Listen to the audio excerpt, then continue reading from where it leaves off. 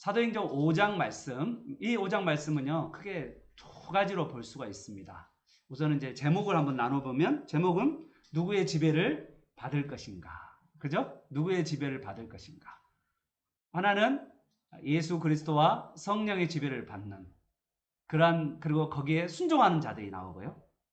그 다음에 성령을 속이고 또 예수 그리스도를 대적하고 하나님을 대적하는 그러한 사람들이 나오게 되는데, 우리는 누구를 따를 것이며 또 누구에 순종할 것인가? 오늘 사도행전 5장에 주신 하나님의 말씀입니다.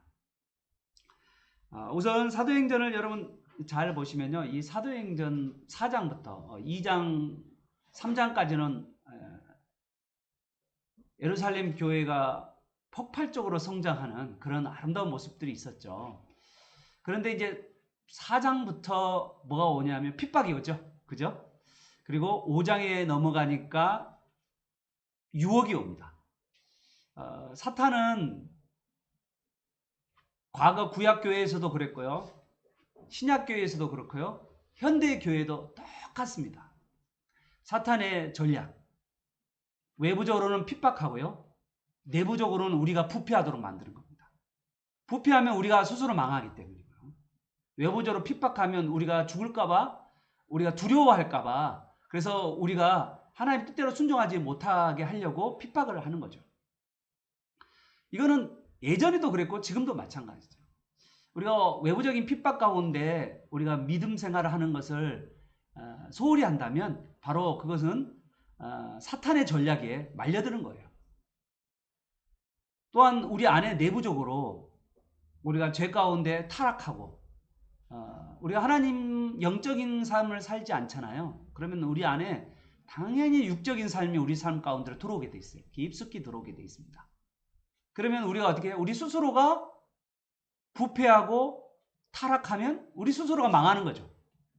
그렇게 해서 사탄의 전략이 이 두 가지를 예전이나 지금이나 그대로 쓰고 있다는가, 여러분 꼭 기억하시고, 5장은요 우리 내부의 부패 그리고 외부의 핍박, 이 두 가지가 5장에 똑같이 기록되어 있습니다. 자, 우리 한번 이제 문단을 한번 나눠보도록 하겠습니다. 문단을 나눠보면 1절부터 11절까지는 사탄이 교회 내부 안에 무엇을 주냐면 누룩을 줘요. 누룩은 죄를 상징합니다. 죄를 넣죠, 교회 안에. 그래서 교회가 뭐하기를? 내부적으로 유혹을 받아서 부패해서, 그래서 부정한 교회가 되도록, 거룩한 교회가 아니라 더럽혀진 교회를 원하는 거죠. 그리고 12절에서 16절까지는 그런데 지금 이 부패한 교회가 갱신을 하게 됩니다. 변화를 갖게 되죠. 그러면서 이 거룩해진 교회가 어떻게 되냐면 강력한 성령의 역사가 나타나요. 이 거룩한 교회에 성령이 막 사도들을 손에 능력을 베풀게 하시고 어마어마한 일들이 이 교회 안에 사도를 통해서 일들이 벌어지고 믿는 자를 통해서 놀라운 일들이 벌어지는 성령의 역사들, 기적과 표적들이 나타나는 그런 일들이 거룩한 교회 안에 나타나게 되는 거죠. 그리고 17절부터 42절까지는 두 세력, 사탄의 세력과 그리고 성령이 두 세력이 더 강력하게 대립하고 대결하는 구조가 나타나게 되죠. 그 대표적인 게 공회원들이 사도들을 붙들고 신문하는 것 과정 가운데 또 나오게 되는 거죠. 그리고 채찍질하고 내보냈지만 사도들이 오히려 주님을 위해 능욕받는 것을 기뻐하고 나와서 성전에서나 이제는 더 성전이나 집에서나 예수가 그리스도인으로 가르치고 전도하기를 쉬지 않는 그런 흐름으로 나와 있습니다. 이제 우리 5장으로 넘어가도록 하겠습니다.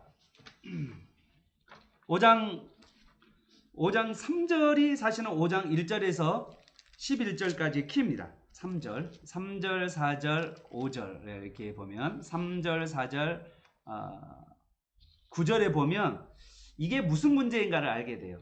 오늘 여기에 보니까 두 부부가 죽게 되는데 예루살렘 교회의 아나니아 삽비라는 교회 지도자들이에요. 여기 4장에 보면 바나바처럼 4장을 잠깐 보시면요. 이 4장 35절에 보면 사도들의 발 앞에 두매라는 구절이 나오죠. 사도들의 발은 어디였을까라고 생각하면 사도들이 있었던 곳은 마가의 다락방이라고 저는 생각합니다. 마가의 다락방이 예루살렘 교회죠. 예루살렘 교회가 마가의 다락방에서 모였고 또 집집마다 모였고 또 성전에서도 모였고 그래서 가정에서 모이는 교회들이 예루살렘 교회에 있어요. 그래서 마가의 다락방 집 그리고 또 다른 집 그리고 또 성전에서 모이고 이렇게 성전과 집을 왔다 갔다 하면서 모이기 시작했는데 특별하게 아마 사도들이 제일 많이 모였던 곳은 사회들이 있었던 것은 아마 마가의 다락방 집이라고 생각할 수 있어요. 마가의 다락방. 거기에 사도들의 발 앞에 사람들이 많은 걸 두게 되는데요. 37절 보면 밭을 팔아가지고 그 값을 가지고 사도들 발 앞에 두는 사람도 있었어요. 이거는요, 그냥 뭐 한 번만 했다는 뜻은 아니고요. 이제 예루살렘 교회가 어떠냐면 오순절 사건 때 전 세계에 흩어졌던 디아스포라가 예루살렘에 왔다가 지금까지 지금 돌아가지 않고 은혜를 받고 있거든요. 예수 그리스도를 다시 만나고 예수 그리스도를 믿어서 무려 3,000명 그리고 오늘 4장에서는 5,000명 이렇게 예수를 믿게 됐잖아요. 그러니까 폭발적 증거가 예루살렘 교회에 나타난 거죠. 그러다 보니까 이 예루살렘 교회에 나그네들이 많은 거죠.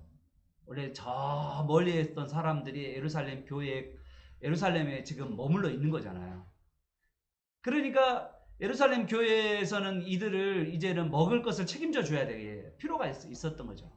아마 그래서 예루살렘 교회 안에 있었던 직분자들, 조금 믿음이 있었던 사람들, 제자들, 특히 뭐 이렇게 12제자뿐만 아니라 70인 제자, 뭐 아무튼 좀 두각을 나타냈던 그런 사람들이 자기 집에 있는 것들을 팔아가지고 이렇게 교회 앞에 내놓으면 그 교회에서 사도들이 사람들을 이렇게 나눠주고 구제해주고 그래서 사람들이 그걸로 해서 하루하루 살아가면서 주님을 예배하고 주의 말씀을 듣고 기도하고 찬양하면서 그렇게 예루살렘에 머물렀던 것 같아요.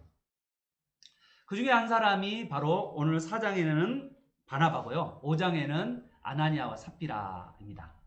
그런데 이 아나니아 삽비라가 이제 오늘 이 교훈은 이 두 부부가 이제 죽게 됐잖아요. 그래서 이제 교훈은 부부를 잘 만나야 된다. 이제 이런 말이 아니고요. 교훈 배우자를 잘 만나야 된다. 이런 말이 아니고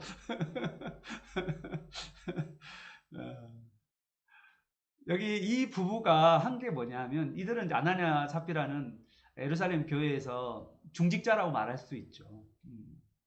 이 이제 많은 사람들이 이렇게 자신의 밭을 팔아서 이렇게 교회에 헌납을 아마 거의 매일 그랬을 거예요. 모임이 매일 있었으니까 그 날마다 성전과 집에서 모이기를 다 했기 때문에 아마 매일 이렇게 매주마다 은혜 받은 사람들이 자기 집을 팔아가지고 그리고 다른 사람들을 먹였던 그런 분위기가 예루살렘 교회 5장의 그 배경이에요.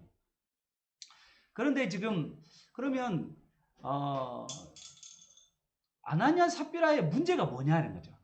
아나니아 삽비라가 자기 소유를 팔아가지고 헌금을 했는데 그 헌금 중에서 일부를 자기 것으로 쓰고 그리고 나서 자기가 팔았던 모든 것을 이렇게 사도들 발 앞에 내놨거든요. 뭐 그러면 그래도 안 내는 사람보다 낫지 않아요? 그잖아요. 안 내는 사람보다 낫지. 그런데 이 두 부부가 쌍묘의 비극을 경험하게 되잖아요. 참 가슴 아픈 일이죠. 이게 성경에 보시면 11절에 보면요. 이 일로 인해서 11절에 온 교회와 이 일을 듣는 사람 모두가 크게 두려워했다라고 그랬잖아요. 상당히 가슴 아픈 이야기이기도 하고 충격적인 이야기도 하죠. 예루살렘 교회가 이렇게 성장해 가는 과정 가운데 어떻게 보면 교회 중직자가 두 부부가 갑자기 죽게 되는, 그럼 가슴 아프고, 그것도 헌금을 안 낸 것도 아니고요. 헌금을 냈어요. 헌금을 냈는데, 아니 그런데 헌금을 냈는데 왜 죽게 됐냐 이 말이에요. 그래서 오늘 이상하다, 이게 뭐 때문에 이렇게 죽게 되었을까라는 거죠. 아니 뭐 조금 덜 내면 안 되나요? 헌금?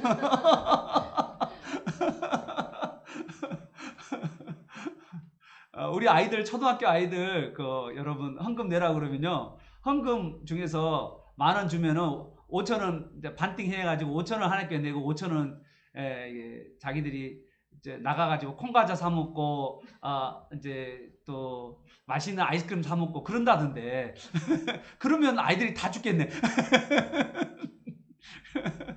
우리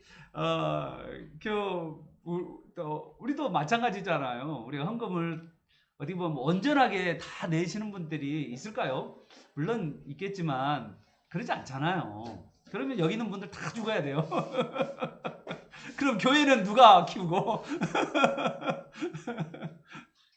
이게 이제 왜 그런지, 돈을 제대로 안 내서 문제인지라는, 아니면 다른 문제인지, 이게 포커스예요.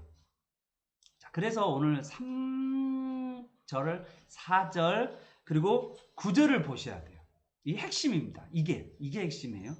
3절에 뭐라고 그랬어요? 어찌하여 사탄이 내 마음에 가득하여 성령을 속이고. 자, 이게 뭐냐면 지금 아나니아 삽비라가 무슨 충만?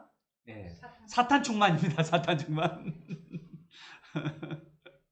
그리고 성령을 속였네요. 지금 뭐냐면 성령을 속이는 죄를 진 거예요. 성령을 속이는 죄는 사함을 받지 않는다라고 이야기했거든요. 내가 봤을 때 아나니아가 삽비라가 이렇게 한 번만 그런 것이 아니라 그 마음에 교회 중직자이긴 하는데 그 마음에 하나님을 속이는 그런 일들이, 고의적으로 속이는 일들이 있었다는 거예요. 그냥 여러분 가끔씩 그러잖아요. 뭐 어떨 때 뭐 이렇게 어떤 사람이 물건을 줬는데 거기에 막 더 많이 주는 경우도 있잖아요. 그런데 막 들고 왔어.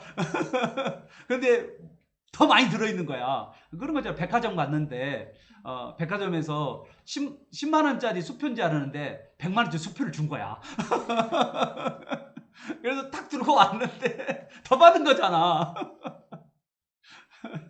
그런데 아이 탱지했어? 뭐 그러면서 가버린 사람도 있잖아. 이번에 부천시 시의회 의장이 CD기에서 70만 원을 이렇게 있는 것을 이렇게 자기 인마에 포켓해가지고 절도죄로 이렇게 절취죄로 이렇게 고소돼가지고 그 의장직도 내려놨잖아요. 이번에 신문에 나왔어요. 이거 뭐 그러니까 이게 이제 의도적인 것이 있다는 거예요. 의도적인 거. 그러니까 이제 약간 의도적이지 않은 우리가 실수로 범하는 죄들이 있잖아요. 근데 제가 봤을 때 이 아나니아 삽비라가 이렇게 갑자기 죽는 이유는 뭐냐면 성령을 속이는 그 의도적인 죄가 있었다는 거예요. 4절을 보시면 이렇게 되었죠. 어찌하여 이 일을 너희 마음에 두었느냐? 사람에게 거짓말을 하는 것이 아니요. 누구한테 거짓말한 거다? 하나님께 거짓말한 거다. 그리고 9절을 보면 뭐라고 이야기했냐면 너희가 어찌하여 함께 꾀하여 주의 영을 시험하려 하느냐. 성령을 주님의 영, 예수의 영이라고 이야기를 하는 거죠. 그래서 예수의 영과 성령은 같은 거예요. 그리고 그거를 또 하나님으로 말했죠. 성령, 하나님, 주의 영 다 같은 말인데 거기를 속이고 거짓말했다라는 거죠. 결국은 성령을 속이는 죄였다는 것을 알 수 있습니다. 성령의 속이는 죄로 말미암아서 아나니아 삽비라는 죽음을 당했다. 그러면 여러분 자 이거 한번 생각해 보세요. 아나니아 삽비라는 사람은 어떤 사람이었을까? 분명히 바나바도 사도들 발 앞에 자기 밭을 팔아서 내는 것을 보았을 거 아니에요. 그리고 바나바만 낸 건 아니에요. 많은 믿는 자들이 자기의 소유를 팔았어요. 그리고 나눔 공동체 했다고 그랬잖아요. 그러니까 자기 것을 가지고 다른 사람을 먹인 거죠. 정말 아름다운 모습이잖아요. 이 아름다운 교회 안에 사탄이 뭐를 줬냐면 누룩을 준 거예요. 누룩. 죄를 집어넣은 거죠. 누구에게요? 아나냐 사피라 마음 안에. 그러면 여러분 이거를 죄를 집어줬을 때 이런 유혹을 집어넣었을 때 아나냐 사피라는 사람이 어떤 사람이었냐는 거죠. 마귀는 우리를 유혹할 수 있어요. 이런 것들을 넣을 수가 있거든요. 그런데 아나냐 사피라 마음에 어떤 마음? 뭔가를 자기를 나타내고 싶은 그런 자기 영광을 추구했던 사람이에요. 하나님의 영광보다 자기를 드러내고 싶은 사람. 교회 안에서 칭찬받고 싶고 인정받고 싶은 마음에 하나님을 속인 거죠. 자기 중심적이고 자기 영광이고 그런 사람의 성향을 가지고 있는 사람이에요.